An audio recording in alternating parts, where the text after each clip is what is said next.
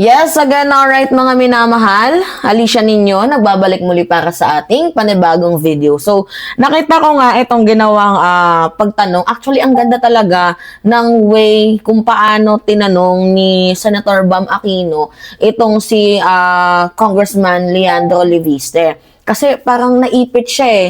Hindi niya masagot yung punto na kinuha mo ba yung files? Ibinigay ba sa'yo yung files? Kusa bang binigay sa'yo yung files or ninakaw mo sa madaling sabi? Hindi niya masagot eh. So, at ito din yung pinagtatataka ko. Kung yan po ay isang public document, so bakit ka natatakot para sa buhay mo? Di ba, public document naman pala yan na pwedeng makita ng lahat. At ano yung special sa hawak mong dokumento kung yung sinasabi mo ay isang public document naman pala na yung lahat ay pwedeng magkaroon ng access. Di ba? O, tingnan nyo to mga minamahal. Panoodin natin ha. Sige. Nakapagkwento na ba si Congressman Leviste? May we know, Congressman Leviste, how you acquired the list? On September 4, with Yusek Cabral. September 4 with Yusek Cabral. Tingnan niyo yung timeline. Tapos tingnan niyo kung paano niya idawit din yung nanay niya dito sa issue. After she had a phone call on speakerphone with Secretary Vince Dizon. September 4, phone call kay Vince Dizon. And I also had my phone on speakerphone, and I believe that my mother also spoke with Secretary Vince Dizon. See? I also believe that my mother spoke to Vince Dizon. So, what does it mean? Ha, ginamit mo yung power ng nanay mo? I'm just asking. Diba? Oh, ganun ba yon? Involved din ba yung nanay mo?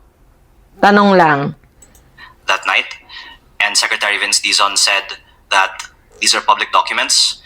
And nakarinig ninyo? These are public documents.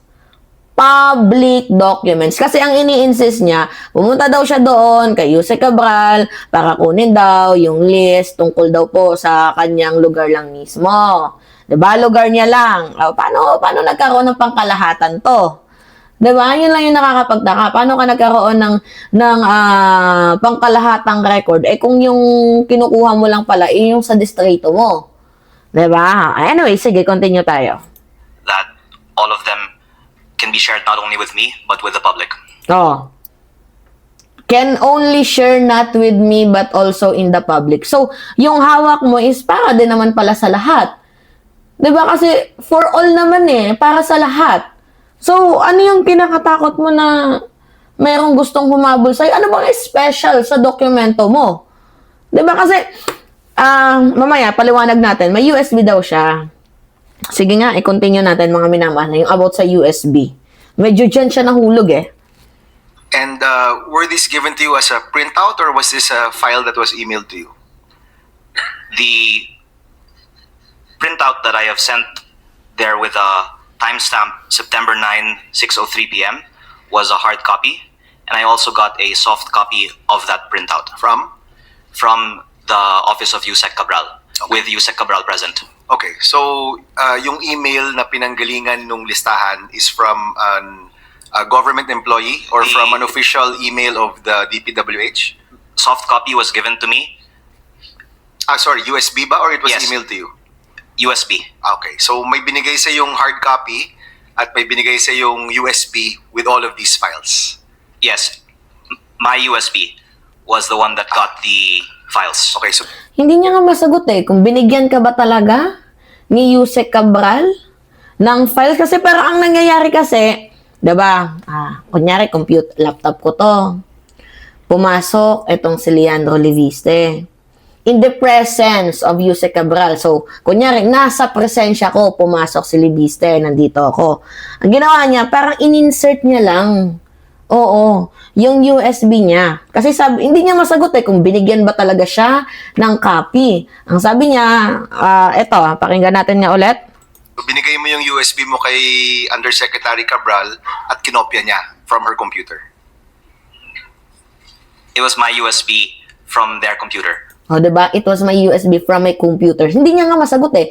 Kung hiningi ba sa kanya ni Cabral yung USB niya at binigyan siya. Or binigyan siya ng copy ni Jose Cabral, hiningi yung USB niya para i-intact sa laptop or computer. Hindi niya masagot. Sabi niya, it was my USB. Diba? In the presence of Jose Cabral. Kaya siya nakakuha ng copy. So, meaning, hindi ka binigyan ng kopya ni Cabral. Meaning, in the presence of Cabral, inintak mo lang yung USB mo, then boom. Paano yan? Kung Excel lang yan, or Microsoft, or WPS, pwedeng ma-edit. So, paano natin ma-authenticate na totoo yung hawak mo? Gets niyo, mga minamahal? In the presence of Yusek Cabral. Yes, but you have to, we just want to establish how the information arrived to the committee, no? So could you share with us how it arrived here? So, binigyan ka ng hard copy, and how did you get the soft copy? In the presence of Yusek Cabral, I asked if I could get a soft copy of it, and my USB, after a few minutes, because it wasn't readily with me, was brought by my staff, and it was also seen on CCTV that we were coming. So, ano yung sinasabi mo na binigyan ka ng copy kung ikaw mismo yung nagsasabi na I asked Jose Cabral? Diba? So, inintak mo nga yung CCTV mo. Ay, yung USB mo. My God, huli talaga ang isda sa bunganga. Actually, the form of questioning na ginawa ni Bam Aquino was really satisfying. Like, nahuhulog ang isda sa bunganga. In and out of the office, and that time, Yusek Cabral was with us. And that was after a phone conversation with Secretary Vince Dizon. Okay, so yung USB mismo, nilagay mo sa computer ni Jose Cabral, and they transferred the file to your USB. In Correct. the office of Yusek Cabral. In her computer. In the Planning Services office computer. Okay.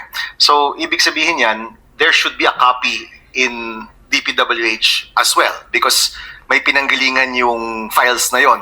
Correct, Congressman Levis, no? Yes, and after your line of questioning, Mr. Senator, I also have here the names of the encoders that are also noted on each line of the file. So, DPWH can verify.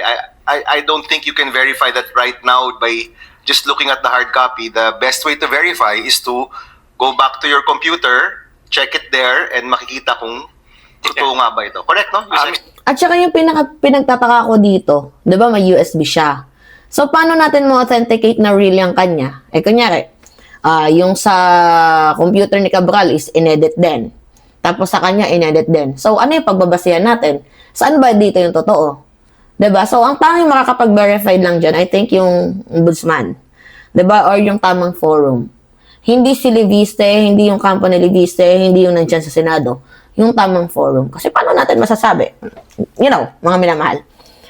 Meron siyang USB. Hindi natin alam kung Excel yan, WPS, diba? Or Microsoft. So, hindi natin sure. Kasi, kung editable yan, pwedeng ma-edit. So, paano natin masasabing authenticated yan? Boom. At ganun din, sa computer ni Cabral. Diba kung pwede ding ma-edit yon, tapos kunyari, in-edit, sino yung nagsasabi sa kanila ng totoo? Diba? At ano ba yung special sa Cabral files na hawak mo? Kung open access naman yan sa publiko. Hindi ko lang makuha mga minamahal yung punto ni Libiste. Diba? At saka, bakit kailangan mo pa ng, anong tawag dun? Kailangan mo pang magbigay ng condition. Diba? Bago mo ilabas yung nasa dokumentong hawak mo. Ba't kailangan mo pang mag-set ng condition? You are a public servant and that's your job. Diba? Na lahat yung katotohanan, magpaka-public servant sa mamamayang Pilipino. Gets? Mr. Chair, can we share our version of what transpired last September? Anyway, ano yung mga comment dito? Basahin na natin, mga minamahal. Anong aasahan mo dyan? May condition para ilabas yung files. Tapos filtered pa. Exactly. Nepong papansin. Bata pa, matindi na sa anomalya. How much more pa kaya kapag tumanda to? Ano mga minamahal?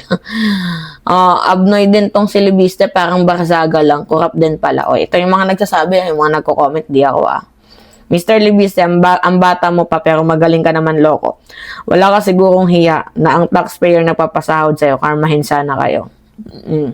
Ang taong may tinatago, hindi straight magsalita. Something itong si Libiste. Ewan ko ba? Hindi naman ako manghuhula. Totoo, mga minamahal. Actually, yung tanong ni Bang Aquino talaga, hindi masagot, nilibiste ng tama. Kahit ako napansin ko, 'di ba? Alright. Utal-utal si Libiste, halatang hindi magaling sa pagsisinungaling. Pag siniwalat niya yung buhay pa si Yusek Cabral, baka si Cabral pa magpatunay na by force niyang kinuha ang mga dokumento. Kaya makikita mo na nagsisinungaling si Boy Solar. Posibleng ganon. Diba? Actually, parang may sariling mundo talaga itong si Libiste, no? Hindi natin alam kung saan yung takbo ng utak niya. Pero, dito lang talaga ako napahanga sa ginawa ni Senator Rodante Marcoleta. At the end of the day, sinabi niya, sinampal niya sa muka, sa harap ni Libiste na, mga minamahal, ang kapasidad ni Libiste sa Cabral Files. Na unang-una, hindi naman siya parte ng DPWH. Kumbaga, sinunog siya ni Senator Rodante Marcoleta sa mismong harap niya, in your face. 'Di ba? Sa kalaharang, sa ano niya na maipagtanggol siya, ang nangyari, nasunog siya. 'Di ba? Anyway, mga minamahal, yun po. Again, it's me, Alicia ninyo. Nagbabalik muli para sa ating panibagong video. Maraming salamat at ingat, mga kababayan.